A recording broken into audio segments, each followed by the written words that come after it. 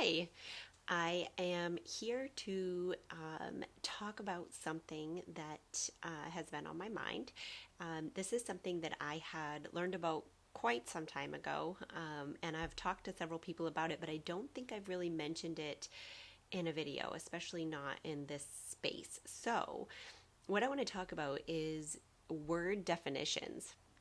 So, when we talk about the definition of the words that we use, um, we kind of think like, oh, okay, this word means that.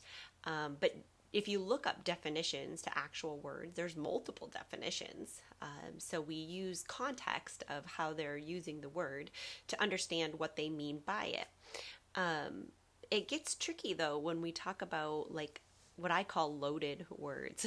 Um, Loaded words are words that we have assigned so many different meanings and so many different layers of meaning to that as soon as someone uses the word, it triggers like a visceral response in our body as to what that word means. And a lot of times these definitions and these associations that we've created have happened, between the ages of 0 and 7, where we misinterpreted data or didn't put two and two together exactly right, so to speak. So like an example of this would be using the word love. Depending on how you grew up in your own personal set of circumstances, love can mean many different things. So while I'm saying, I love you, I know I'm meaning that from my context of the meaning love, that unconditionally accepting and opening my heart to you and having like an open energy.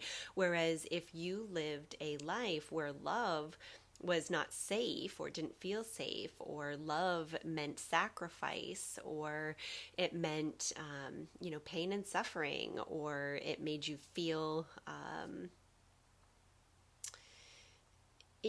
any number of ways. I'm just going to leave that there because my videos always go on so long. But you can see how, like, things that we misinterpreted as a kid, like a spanking from a parent when we were trying to be funny, but they didn't think we were funny. The different warped interpretations of love can be activated within us even when in our conscious mind we're like, oh yeah, we know what love is, we know what that means, but it's actually triggering all of the pain points within us to come out and be healed, which a whole other conversation. But that's why relationships are sometimes so tumultuous, because loving someone brings up all of your deepest wounds. So anyway, other examples of words that will trigger like a whole response as to what that means within an individual are words like education.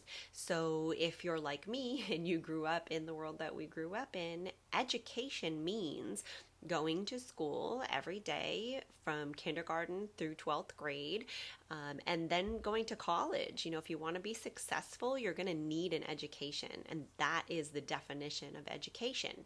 If you don't go to school or you choose to do something else, like, you're not getting an education in the view of a lot of people. And if you choose not to go to college, you're not in the group of educated individuals. Now you're considered more uneducated.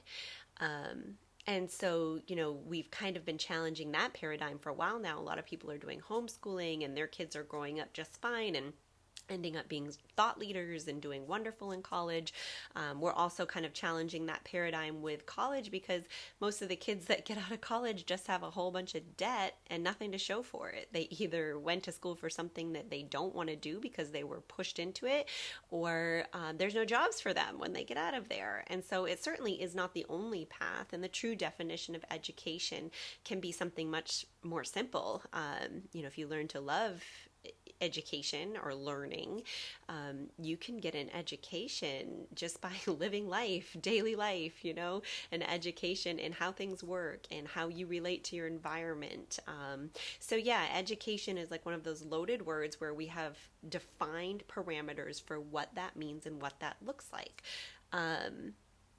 And people who don't fit into that, that can be an issue. They've redefined their definition of education or love, but If they're interacting with someone who hasn't, then there's a lot of automatic assumptions made about what that entails and what that means for the person.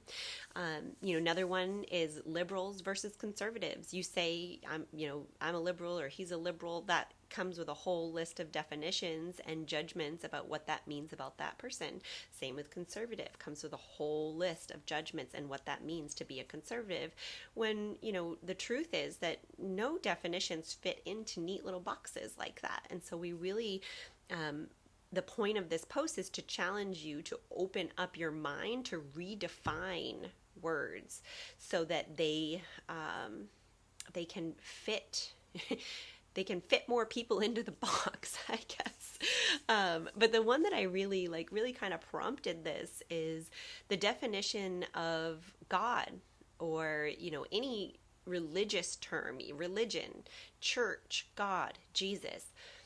Those words are loaded words. You say that word to someone who has, church scars, or growing up, feeling unaccepted or unloved because they were a sinner, or fear that you're going to be persecuted because you're not fitting in or doing the things you're supposed to. It triggers a whole bunch of stuff. And so you can understand why so many in this day and age aren't readily accepting of wanting to believe or have faith in religion or God or a higher power. And so I would challenge you again to just sit with those words and understand that just because you have this definition or society has this definition, that isn't the truth of it, the full truth of what it means. The meaning that we give to words is everything. And what's really powerful is that we can recreate the meanings. We can decide what certain words are going to mean to us. We can decide if we have some leeway in what those words mean.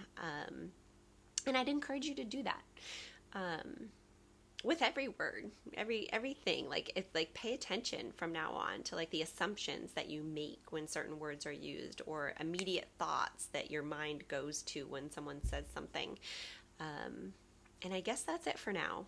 I do kind of have more to say on this topic, but I just wanted to keep this super simple and quick, and really just talk about redefining the terms. And I guess before I sign off, I will just give you a quick exercise that I learned back when I was learning about this.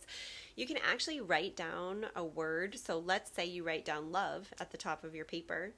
And you write down everything, like it's almost like a meditative practice. Just let everything come out. Like, love is scary. Love is unsafe. I need love. Love is beautiful. Everything, just brain dump it all out, and then look at everything you wrote and decide what you want to keep and what you don't want to keep. So if you don't want love to feel unsafe anymore, or you don't want love to feel like a sacrifice, remove those words and intentionally pay attention to the fact, you know what? I'm going to remove that from my definition of love, and I'm only going to keep these, and then kind of add to it from there. So then you make a separate list of your positive aspects of the word love and what you want it to mean to you. And you almost download that information into your brain, and you line up with it energetically. And then when you say love, or someone else says love, it's more of a pure intentional energy. So this plays in when you say, you want a new relationship and you want love in your life, but then you've got all these vibrations about love being not safe. You're not going to manifest that in your life. You're not going to be able to experience love in the way that you want until you let go of some of these other pain points that are associated. So just by redefining the word itself can bring up old memories and things that you can feel and work through and let go, and decide that you're not going to bring that forward into your new reality. So this time I really am done, and I hope you guys are having a great day. Let me know in the comments if you have any examples of words that are loaded for you, or that you've been able to redefine. I'd love to hear it. Have a good day.